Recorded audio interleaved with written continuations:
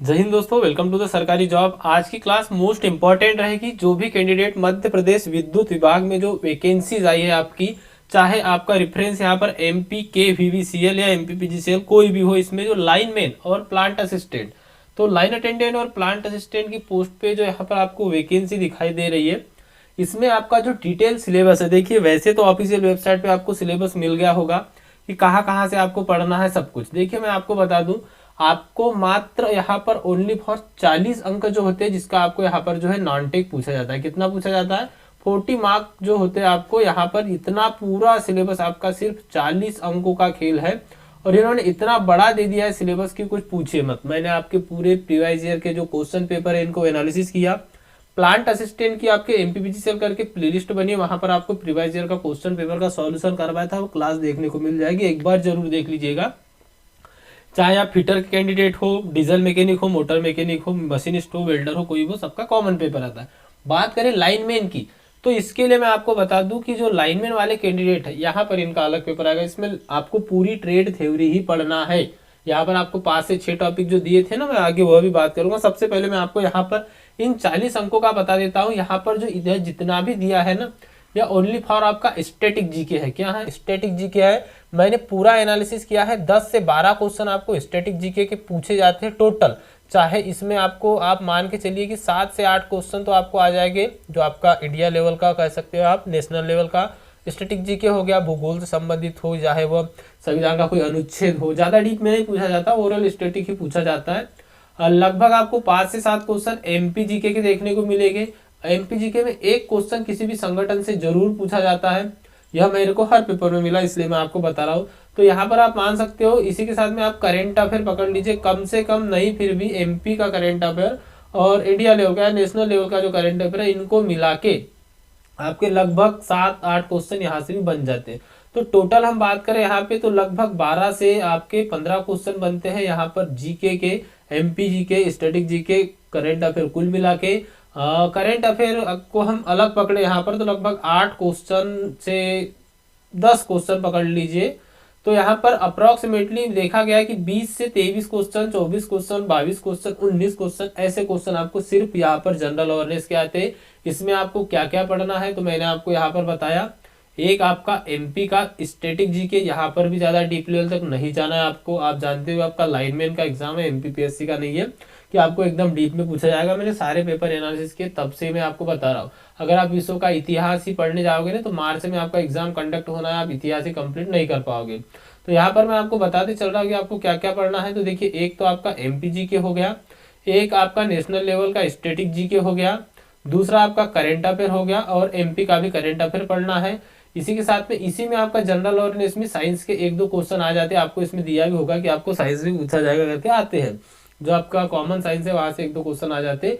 कुल मिला के आपको यहाँ पर 20-22 क्वेश्चन यहाँ से आ जाते हैं। बाकी जो आपके 18-15 या 20 क्वेश्चन समझ के चलिए आते हैं मैथ्स और रीजनिंग से। मैथ्स और रीजनिंग के भी अप्रोक्सीमेटली 10 से 12 टॉपिक ऐसे हैं दोनों के मिला के, जहां से जो है आपको क्वेश्चन पूछे जाते हैं। अगर आप चाहते हो प्रीवियस ईयर का क्वेश्चन पेपर लाइनमैन वाला, तो आप कमेंट बॉक्स में कमेंट कीजिए। जितने भी प्रीवियस ईयर के क्वेश्चन है सारे आपको, चाहे लाइन अटेंडेंट हो, टेक्नीशियन वाला हो, सभी के पेपर में आपको यहाँ पर सॉल्यूशन कराऊंगा।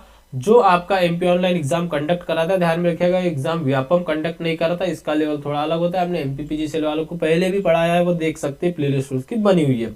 तो रीजनिंग और मैथ्स का मैंने आपको बता दिया कि रीजनिंग और मैथ्स में बहुत कम टॉपिक है, लगभग 8 से 10 टॉपिक है जहां से आपको मैथ्स पूछी जाती है, 6 से 7 टॉपिक है जहां से आपको रीजनिंग पूछी जाती है। इसमें एक टॉपिक आपका जो है एडवांस रीजनिंग का भी, जैसे कथन और निष्कर्ष वाला है, यहाँ से भी 1-2 क्वेश्चन हर एग्जाम में देखने को मिले, तो वह भी आपको एडवांस रीजनिंग का भी पढ़ते हुए चलना है। कुल मिला के आप यहाँ पर मोटा माटी समझ चुके होंगे। वैसे ये पीडीएफ मैं आपको टेलीग्राम में भी शेयर कर दूंगा, वहां से भी देख सकते हो। बात करें हम यहाँ पर लाइनमैन वालों की, तो लाइनमैन वालों के लिए सिर्फ यहाँ पर 9 टॉपिक दे दिए गए हैं कि आपको ये पढ़ना है। इंजीनियरिंग, ड्राइंग, कार्यशाला, गन्ना, डीसी मशीनें, अर्थिंग, मापन उपकरण, विद्युत घटक, वायरिंग, इंडक्शन मोटर, केबल। मैं आपको खास बात बताऊं, आपका जितना भी पोर्शन है ना ट्रेड थ्योरी का, कौन सा, जितना भी आपका ट्रेड थ्योरी है ना, यहाँ पूरा पढ़ के चलना है आपको, क्योंकि आपको ट्रेड थ्योरी में कहीं से भी क्वेश्चन पूछा जा सकता है। यहाँ पर अगर हम बात करें ईडी की, तो ईडी हो गया, वर्कशॉप कैलकुलेशन साइड, हर एग्जाम में आपने टीओ का एग्जाम दिया होगा, 2-3 क्वेश्चन, 1-2 क्वेश्चन ईडी के हर एग्जाम में आपको देखने को मिलते हैं। वैसे ही आप वर्कशॉप कैलकुलेशन से पकड़ लीजिए, यहाँ से भी आपको क्वेश्चन देखने को मिलता है। क्यों? अधिकतर क्वेश्चन आपने देखे होंगे सेंटीग्रेड को फॉरेनहाइट में बदलना हो, यूनिट वाला क्वेश्चन हो, या इसी की बात करें तो हम बहुत से ऐसे टॉपिक है जहाँ से आपके कॉमन टॉपिक होते हैं, वहाँ से क्वेश्चन आते हैं। तो ट्रेड थ्योरी तो आपको पूरा ही पढ़ना है, इस बात से आप निश्चिंत रहिए। जितने भी कैंडिडेट यहाँ पर है कौन, अगर हम बात करें इलेक्ट्रिशियन वाले जो इसकी तैयारी कर रहे हैं, लाइनमैन की, लाइन अटेंडेंट की। अब बात करें प्लांट असिस्टेंट वालों की, तो देखिए मैं आपको बताते चल रहा हूँ, प्लांट असिस्टेंट वालों को भी आपका क्या है, कॉमन पेपर होता है जिसमें कि मोटर मैकेनिक, डीजल मैकेनिक सभी ट्रेड होते हैं। तो उसके साथ में आप जानते हो कि वेल्डर होता है, मशीनिस्ट होता है, ये सारे लोग यहाँ पर अप्लाई कर सकते हैं। लेकिन आपको यहाँ पर जो क्वेश्चन पूछे जाते हैं वो सिर्फ कॉमन टॉपिक से पूछे जाते हैं। मेरे कहने का मतलब है यहाँ पर कि जैसे आप फिटर के कैंडिडेट हो तो यहाँ पर आपको जैसे केपस्टन लेथ हो गया, टरेट लेथ हो गया, सीएनसी हो गया, यहाँ से आपको क्वेश्चन नहीं आते। लेथ से भी आपको क्वेश्चन नहीं आते, और आते भी है तो बेसिक ही क्वेश्चन पूछे जाते, ज्यादा डीप। जैसे मान लीजिए आपका कटिंग टूल है तो कटिंग टूल से आपको यह नहीं पूछा जाएगा कौन सा जो है आपका एंगल है, या मतलब आप यहाँ पर देख सकते हो जैसे एंगल के बारे में जो आपको डीप में क्वेश्चन बनते हैं, इस लेवल के क्वेश्चन यहाँ पे नहीं आ जाते।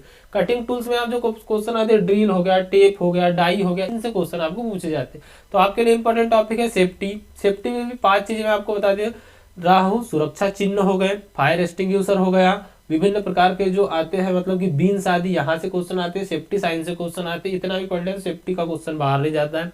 मार्किंग और मार्किंग टूल्स, यहाँ से आपको क्वेश्चन आते ही है।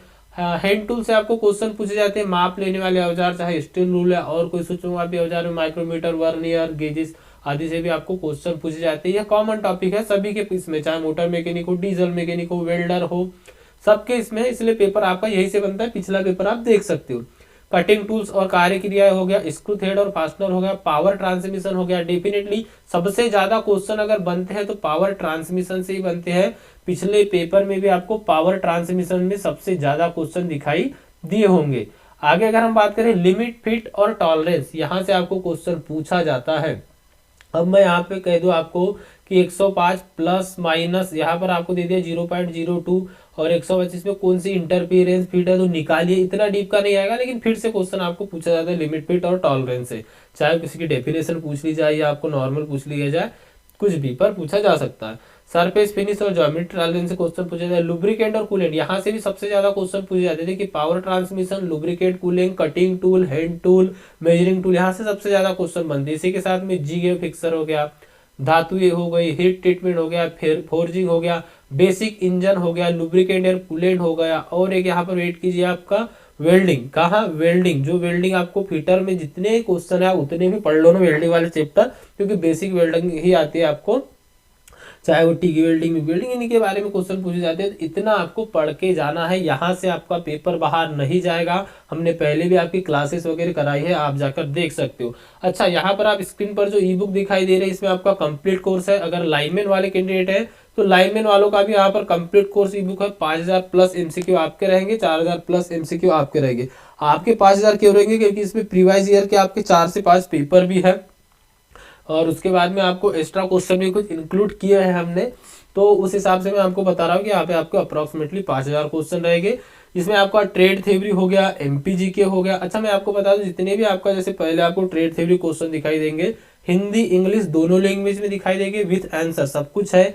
मैथ्स और रीजनिंग आपका कंप्लीट है, वही टॉपिक और उसी लेवल के जो आपका एमपी पीजीसीएल या मध्य प्रदेश विद्युत विभाग, बिजली विभाग में पूछे जाते हैं। इसी के साथ में आपका साइंस बेसिक जो आपको पूछा गया है, जितना भी व्यापम द्वारा या एमपी ऑनलाइन द्वारा एग्जाम कराए गए थे, इसमें जो प्रीवियस ईयर साइंस थे वही हमने इंक्लूड किए, क्योंकि मेरे को पता है इससे बाहर आपका साइंस जाने वाला नहीं है। लगभग 1 से 2 क्वेश्चन आएंगे, इससे ज्यादा नहीं आते हैं आपको। जीके हो गया, एमपीजी हो गया, साइंस हो गया, मैथ्स हो गया, रीजनिंग हो गया, ट्रेड थ्योरी हो गया, कंप्यूटर के भी आपको 1-2 क्वेश्चन पूछे जा सकते हैं। हमने इसमें कंप्यूटर भी ऐड किया हुआ है, ध्यान में रखिएगा। और इसी के साथ में अगर हम बात करें तो यहाँ पर आपको एमपी का करेंट अफेयर और इसी के साथ में आपका जो नेशनल लेवल का करेंट अफेयर वह भी मिलेगा। कल मैं आपके लिए एमपी के करेंट अफेयर की क्लास लेके आऊंगा। अगर आप जो लाइनमैन वाले कैंडिडेट वो चाहते हैं कि आपका जो पेपर है वह भी सॉल्यूशन करवाए यहाँ पर, तो मैं आपको वह भी दिखाते चलूंगा। आप कमेंट बॉक्स में कमेंट करके जरूर बताइएगा। आपका मार्च में एग्जाम है, तब तक मैं आपको जितना ज्यादा हो सके सारी क्लासेस देने की कोशिश करूंगा। तो सभी लोग चैनल से जुड़े रहिएगा। जिन्होंने अभी तक सब्सक्राइब नहीं किया, सब्सक्राइब करके बेल आइकन को ऑन कर दीजिएगा। और साथ ही साथ जो भी कैंडिडेट अभी तक चैनल को सब्सक्राइब नहीं किया, सब्सक्राइब तो करना ही है आपको। साथ ही साथ हम्बल रिक्वेस्ट रहेगी सभी लोग वीडियो को एक बार लाइक जरूर कीजिए। तो यहाँ बिजली विभाग में जो वैकेंसी आई है बहुत ही इंपॉर्टेंट वैकेंसी है, बहुत दिनों बाद आपको ये वैकेंसी देखने को मिल रही है। अप्रोक्सीमेटली अगर हम बात करें तो 17-18 में 2018 में लाइनमैन की वैकेंसी आई थी, उससे पहले नहीं आई थी। हालांकि जो प्लांट असिस्टेंट है इसकी वैकेंसी एमपीपीजीसीएल आदि में आते रहती है, 2-3 बार आ चुकी है तब से अभी तक। तो ध्यान में रखिएगा आपकी वैकेंसी फर्स्ट टाइम आई है। जितने भी लाइनमैन वाले कैंडिडेट हैं, आपका एक्यूरेट जिस लेवल के क्वेश्चन आपको एमपी ऑनलाइन के माध्यम से पूछे जाते हैं या व्यापम के माध्यम से पूछे जाते हैं, उसी लेवल के सिलेक्टेड क्वेश्चनों की ई बुक है आपकी यहाँ, और डिस्क्रिप्शन बॉक्स में लिंक मिल जाएगी, और प्लांट असिस्टेंट वालों की भी। तो मिलते हैं अगले वीडियो में, तब तक के लिए थैंक यू, बाय बाय। अगर आपके लाइनमैन वाले, लाइन अटेंडेंट वाले प्रीवाइजर के क्वेश्चन पेपर का सॉल्यूशन करवाना है तो कमेंट बॉक्स में कमेंट करके जरूर बताइएगा।